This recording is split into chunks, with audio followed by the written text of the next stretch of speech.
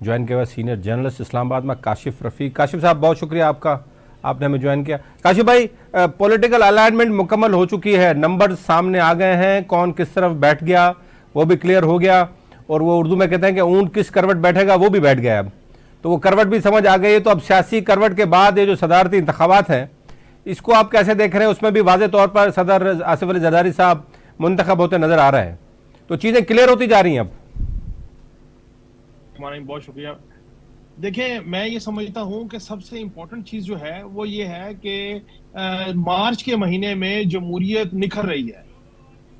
ये वो जमहूरियत है जिसके बारे में हत्तकुल मकतूल कोशिश की गई, प्रोपेगेंडा किया गया, गलत और सही खबरें और तज्जिए पेश किए गए, गलत और सही मालूमात की गई, और बाकायदा तहरीरी तौर पे सोशल मीडिया पे कहा गया कि इलेक्शन ना हो, असम्बलियों की मुद्दत निगरान सेटअप को आगे चला रहे, हर चीज। लेकिन उसमें कुछ लोग ऐसे थे जो ये समझते थे कि जमहूरियत चलेगी, इलेक्शन टाइम पे होगा और चीजें अपनी जगह पे सेटल डाउन होंगी। जैसे कि आपने कहा कि जमहूरियत का ऊंट जो है वो अपनी करवट बैठ गया। अब आखिरी जो चीज है वो सदारती इंतखाबात है, वो भी ऐसा खूबी 9 मार्च को हो जाएंगे।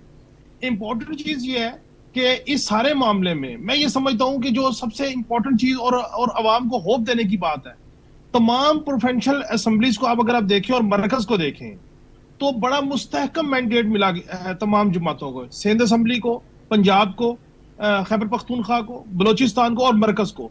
यानी कि मरकज में अब कम से कम नून लीग के पास ये आर्गूमेंट नहीं है कि उनके इत्तेहादी उनको ब्लैकमेल कर रहे हैं, उनके पास नंबर कम है, वो काम नहीं कर सके, इस्लाहात नहीं ला सके। क्योंकि पीपल्स पार्टी और नून लीग अगर दो जमातें ही आपस में एक दूसरे के साथ खड़ी है तो 176 का मुस्तहकम नंबर है। और इसके बाद एमक्यूएम जो है उसको परेशानी ये है कि पहले तो उनकी बहुत ज्यादा आवभगत होती थी, बहुत मेहमानदारी होती थी, बड़े तरले मिन्नतें होती थी, अभी वो नहीं हो रही। काफ लीग जो है वो भी ये समझती है कि अब वो हुकूमत को हमारी जरूरत नहीं है, तो उनको मजबूरन हुकूमत यानी कि नून लीग के कहने पे राजी होना पड़ेगा। बड़ी अच्छी बात है, ताकि ये लोग ये आर्गूमेंट ना दें कि हमारे पास मैंडेट नहीं था, हम कैसे आगे चल सके।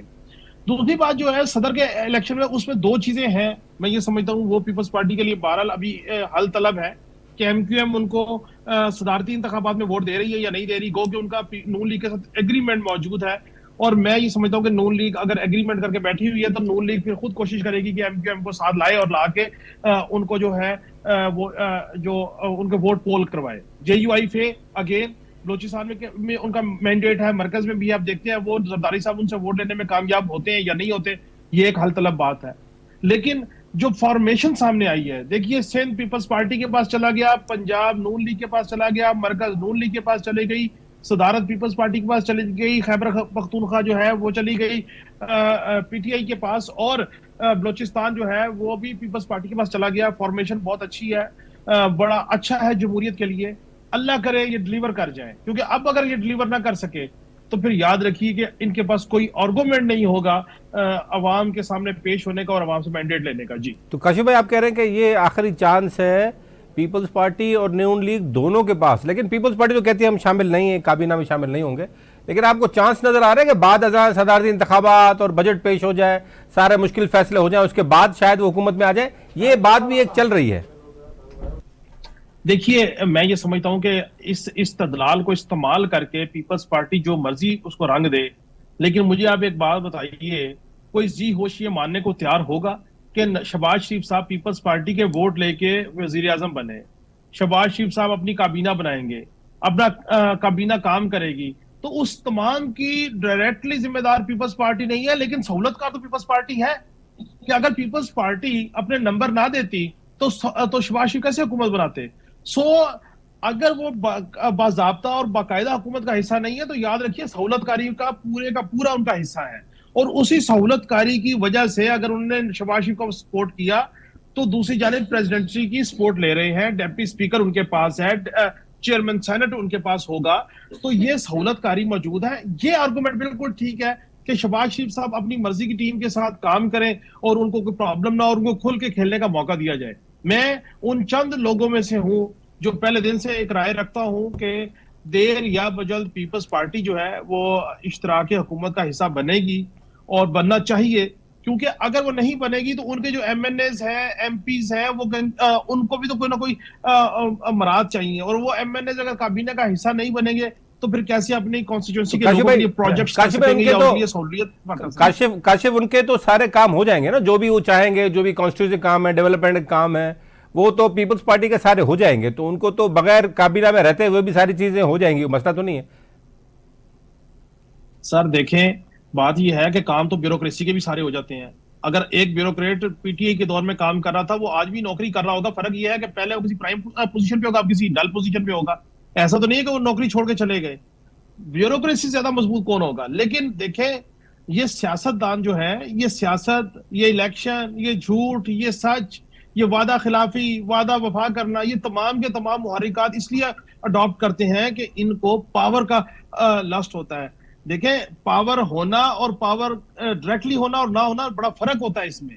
अगर आपके पास आप बाकायदा बाज़ाब्ता वजीर हैं तो आपकी आवभगत का लेवल और होगा, और अगर आप वजीर नहीं है, आप एक एमएनए हैं, तो उसकी आवभगत का लेवल और होगा। सो ये तमाम के तमाम लोग, अल्टीमेट बात है, जो भी ऐवान आया, वो ऐवान की जुस्तजू तो यही होगी ना कि प्राइम मिनिस्टर बने, वजीर दाखिला बने, वजारत लें, झंडा लें, प्रोटोकॉल लें, चीजें चलाएं।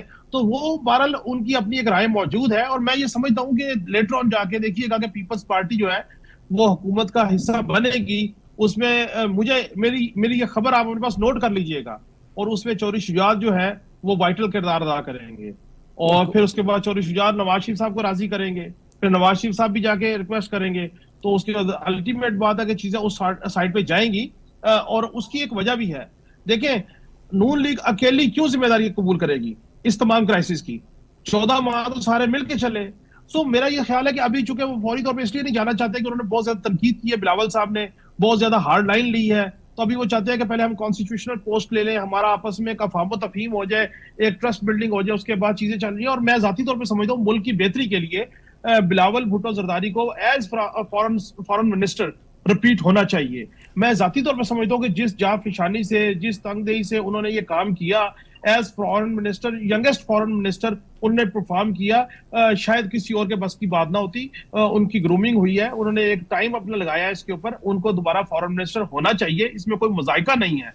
और मेरा ये ख्याल है कि चौधरी शुजात सियासी उफक पर एक ऐसी शख्सियत है जो चले जाएं, खुद चल के चले जाएं, तो शायद कोई भी पॉलिटिकल घराना जो है जी उनको बिल्कुल, मना वो नहीं बड़े करे, वो भले सीनियर, बिलावल साहब और भले फजल साहब। जी सीनियर पॉलिटिशियन, उनकी बात की बड़ी अहमियत होगी। काशिफ भाई, इसमें एक आगे चलते हैं, इस जो पॉलिटिकल फॉर्मेशन हुई है, इसमें एक और चीज रह गई अभी, एक थोड़ी सी जो उर्दू में कहते हैं कसक, वो रह गई है।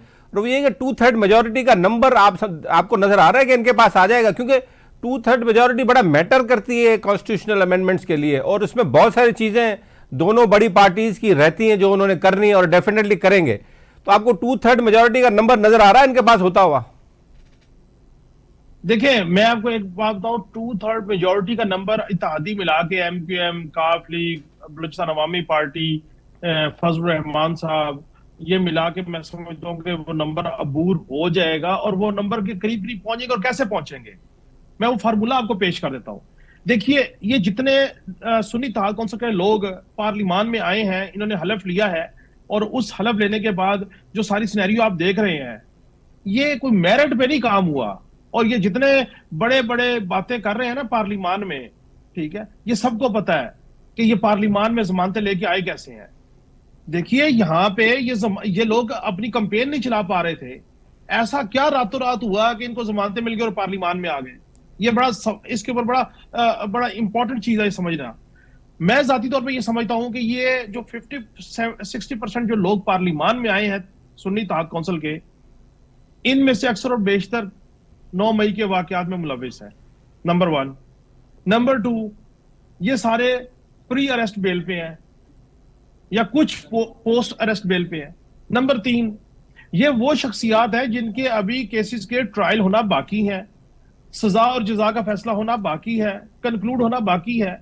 मैं ये समझता हूं, या मैं ये देख रहा हूं कि जिस वक्त प्रेसिडेंसी का इलेक्शन हो जाएगा, उसके बाद आप देखिएगा कि जिन की प्री अरेस्ट बेल है, यानी कि उमर अयूब साहब के ऊपर 22 मुकदमात है और 1 महीने की प्री अरेस्ट बेल है उनके पास। अब 22 मुकदमात और हिफाजती जमानत के बाद उन्होंने हर मुतलका कोर्ट में जाना है और जाके अपनी बेल को वहां से प्री अरेस्ट बेल लेनी है। उसके बाद वो बेल कंफर्म होगी तो काम आगे चलेगा।